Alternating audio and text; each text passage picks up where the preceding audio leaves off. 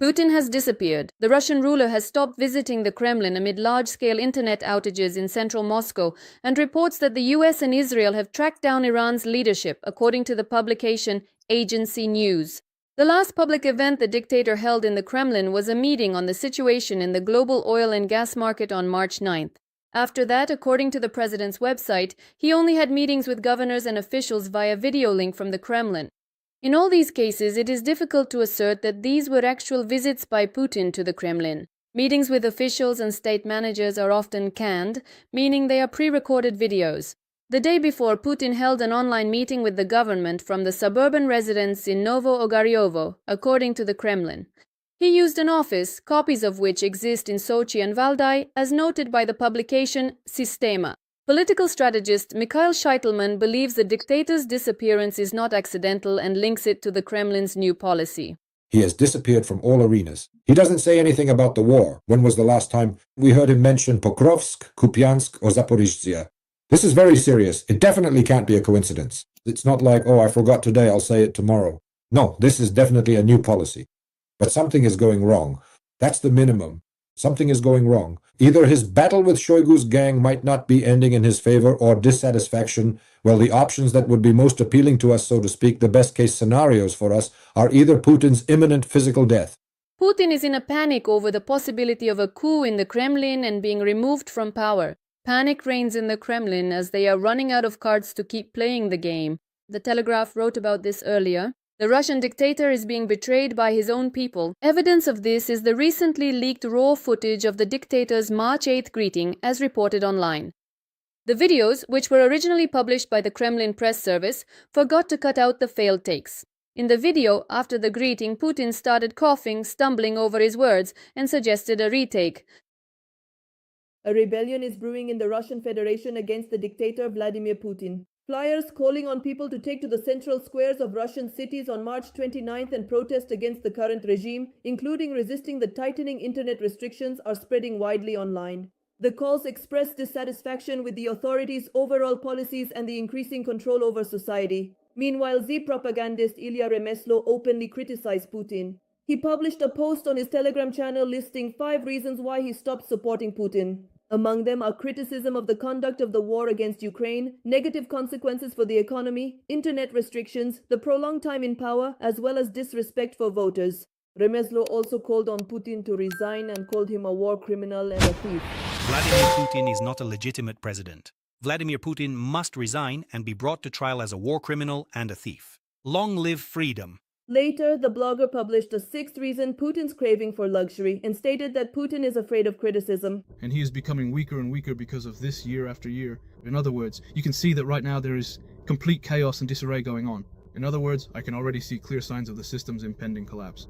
Earlier, it was reported that Vladislav Surkov, the former aide to the dictator of the Russian Federation, Vladimir Putin, fled Russia. Allegedly, he was afraid of repression. This was reported by the Russian Z channel Diaries of a Scout, citing its own sources. Surkov hastily left the territory of the Russian Federation. The reason for his evacuation was information about upcoming materials that could serve as the basis for a criminal case. Security forces have reportedly been given the green light to develop cases related to overseeing the Ukrainian direction.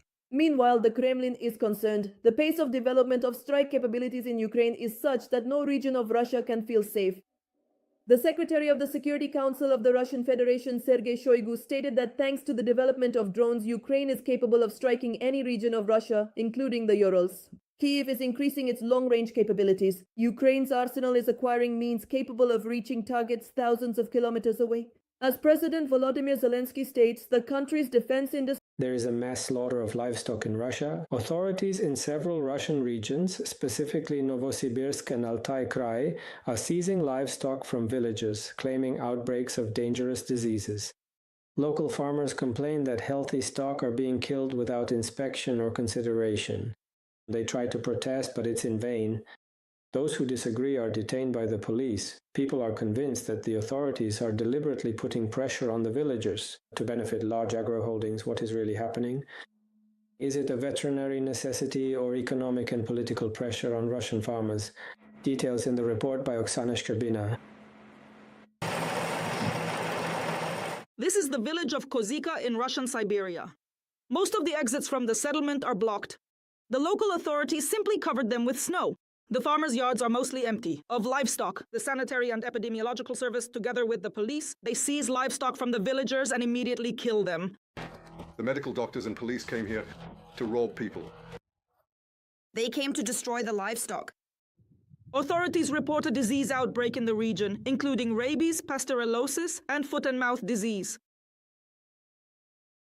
We asked them to provide us with documents, but the documents are classified. They said everything is legal. The documents exist, but they can't show them to us. People don't believe it and try to protect their livestock. For many, this is their only source of income. They complain that there is no work in the village. We survive only thanks to our family farm. Moreover, the farmers are distressed. The livestock are being killed indiscriminately. They don't even check whether the animals are sick or not. All the animals are healthy, they drink water, they eat. They are good cows. In any case, there must remain a mechanism for appealing decisions made by authorities. These are administrative complaints and judicial appeals. And there is also the distinct and significant possibility to formally refer an appeal to the European Court of Human Rights and the Convention regarding the fundamental right to own property and the right to a fair trial. So far, however, we simply have not yet observed these specific developments occurring there. People are trying to interfere. They block roads to prevent heavy machinery from coming in. But it's all in vain. The police detain those who disagree. The pharmacy won't be working. He was detained. How will elderly people get their medicine? And this is the situation in dozens of Siberian villages, in particular in the Novosibirsk region and the Altai Krai. Small businesses and modest farms are under threat. People are convinced that the authorities are deliberately putting pressure on rural residents to benefit large agro-holdings. Does it really appear as though that is what is happening? There is a significant restructuring and redistribution of the market in favor of highly influential and robust agro-holdings. This could be an indirect and subtle method to completely strip away the means of subsistence from small-scale private agricultural farms, whether they are individual farmers or private households, leaving them with absolutely no remaining source of income and no means of survival. And what exactly will happen then? Then, in this way, not in a direct way, but indirectly, they will push the husbands of these women or whoever else it might be to go to war, to earn money. And there is a logic to this because this is the whole Russian government. They do not listen. The common people, they have to work, they have to fight, they have to keep silent. If the authorities have decided that this is how it should be, then that's how it should be. And everyone else should just sit quietly in one place and do nothing. That's exactly what's happening. Russian farmers record appeals to their Tsar Putin because they naively believe that he is unaware of what the local officials are doing in the Russian hinterland. This is precisely what distinguishes the Russian people from the Ukrainians. You see, many Ukrainians still believe in the concept of a good Tsar. However, when it comes to their own local leaders or certain government officials or simply those individuals who stand much higher up on the social ladder, they firmly believe that yes, these people might do something bad, but if Vladimir Putin actually knew about it, he would surely step in to punish them. But such appeals to the Moscow Tsar just keep flooding the internet. In the Kremlin, they do not even watch them, and they definitely will not respond at all. In other words, the people have to work hard, die, fight, do whatever else is required, and keep giving birth, but they are never permitted to think for themselves.